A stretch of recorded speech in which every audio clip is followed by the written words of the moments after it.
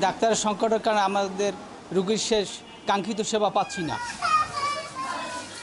হাসপাতালে উপচে পড়া ভিড়, শয্যা সংকটে রোগীর জায়গা হয়েছে মেঝেতে। পিরোজপুরে সরকারি স্বাস্থ্যসেবার সবচেয়ে বড় জায়গা সদরের জেলা হাসপাতাল। 2009 সালে হাসপাতালটি 50 শয্যা থেকে 100 শয্যায় উন্নীত করা হয়। তবে বর্তমানে চিকিৎসক সংকটে ব্যাহত হচ্ছে সেবাদান। কর্তৃপক্ষের তথ্য মতে 34টি পদের মধ্যে কর্মরত আছেন মাত্র 14 জন। রোগী ও স্বজনরা জানান, অন্তর্বিভাগে দিনে একবার রোগী দেখতে আসেন চিকিৎসক। জটিল রোগে আক্রান্তদের পাঠানো হয় বরিশাল মেডিকেল ও খুলনা মেডিকেলে। ডাক্তারের সংকটের কারণে আমাদের রোগীর শেষ কাঙ্ক্ষিত সেবা পাচ্ছি না। ডাক্তার দাইতে আইছি আর বসে আছি, কোনো ডাক্তার পাইতে আসি না। এটা হচ্ছে একটা আকরা যে এই জায়গায় এমন একটা সমস্যা, কোনো ডাক্তারও পাবো না, কিছু না, যাওয়া লাগবে আবার বাইরে গেলে 1000 টাকা বিল। বেশি বেশি ডাক্তার থাকলে আমাদের একটু কষ্ট কম হইতো। জনবল সংকটে রোগীর চাপ সামলাতে হিমশিম অবস্থা কর্মরতদের।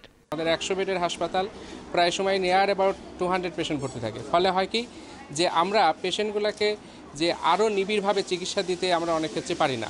সিভিল সার্জন বলছেন, নতুন পদায়ন করতে এরই মধ্যে ঊর্ধ্বতন কর্তৃপক্ষকে জানানো হয়েছে। ঊর্ধ্বতন কর্তৃপক্ষকে আমরা জানিয়েছি আমাদের যে শূন্য পদগুলিকে পূরণ করার জন্য। তো আমরা আশা করি অচিরেই হয়তো আমাদের লোকজন চলে আসবে এবং আমরা রোগীদের সেই সেবাটা আমরা কাঙ্ক্ষিত সেবা দিতে পারবো। কর্তৃপক্ষের তথ্য মতে পিরোজপুর জেলা হাসপাতালের 3 বিভাগ মিলিয়ে প্রতিদিন গড়ে অন্তত 800 রোগী স্বাস্থ্যসেবা নেন। সময় সংবাদ, পিরোজপুর।